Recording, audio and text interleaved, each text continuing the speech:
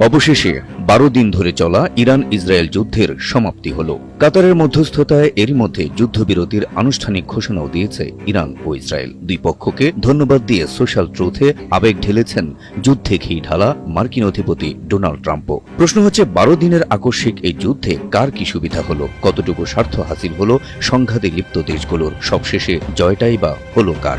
13 June পায়ে পাড়া দিয়ে ঝগড়ায় লিপ্ত হওয়া ইসরায়েলের দাবি তারা অপারেশন রাইজিং লায়ন নামের এই সামরিক অভিযানে ইরানের পরমাণু ও সামরিক খাতে বড় ধরনের ক্ষতি সাধন করতে পেরেছে, যা ইরানের পরমাণু কর্মসূচিকে অনেকটাই পেছনে ঠেলে দিয়েছে।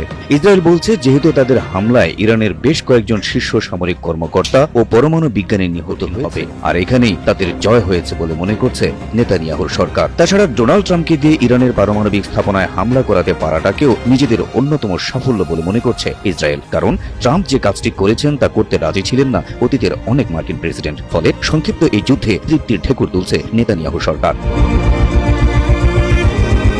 এদিকে হামলার শিকার হয়ে আত্মরক্ষায় ঝাঁপিয়ে পড়া ইরানের দাবি এই যুদ্ধে জয়টা হয়েছে তাদেরই। তাদের দাবি নিজেদের উপর আক্রমণের দাঁত ভাঙার জবাব দিতে পেরেছেন তারা। যুদ্ধবিরতিকে নিজেদের বিজয় উল্লেখ করে ইরানের ভাইস প্রেসিডেন্ট মোহাম্মদ রেজা আরেফ বলেছেন, এই বিজয় প্রমাণ করে ইরান এই অঞ্চলে যুক্তরাষ্ট্র ও পশ্চিমা বিশ্বের দম্ভ ভেঙে চুরমার করে দিয়েছে এবং ইরানের শক্তি কতটা তা তাদের দেখিয়ে দিয়েছে। এই অর্জনকে বিশাল ইতিহাস গড়া বিজয় বলে অভিহিত করেছেন দেশটির IRGCর কর্মকর্তারা। তাদের দাবি ইসরায়েল এবং আমেরিকার আগ্রাসনের পরও ইরান যেভাবে তাদেরকে প্রতিহত করেছে এবং পাল্টা আক্রমণ করেছে তাতে ইরানের শক্তিমত্তা ও সামর্থ্য বিশ্বের কাছে প্রকাশ পেয়েছে। এখন চাইলেই কেউ ইরানকে দুর্বল মনে করে আকস্মিক হামলার চিন্তা মাথায় আনবে না। অতএব এই যুদ্ধে প্রাথমিক বিজয়টা হয়েছে তাদেরই।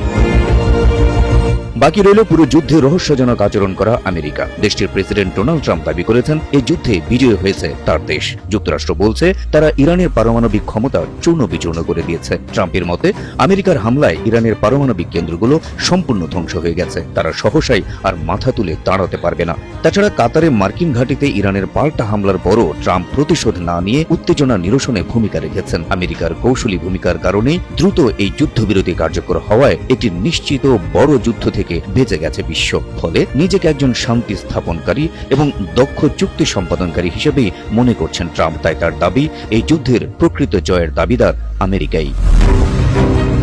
12 দিনের এই যুদ্ধে জয় পরাজয় যাদেরই হোক, যুদ্ধবিরতি কার্যকর হওয়ায় আপাতত স্বস্তির নিঃশ্বাস ফেলছে মধ্যপ্রাচ্য সহ বিশ্বের কোটি কোটি শান্তিকামী মানুষ।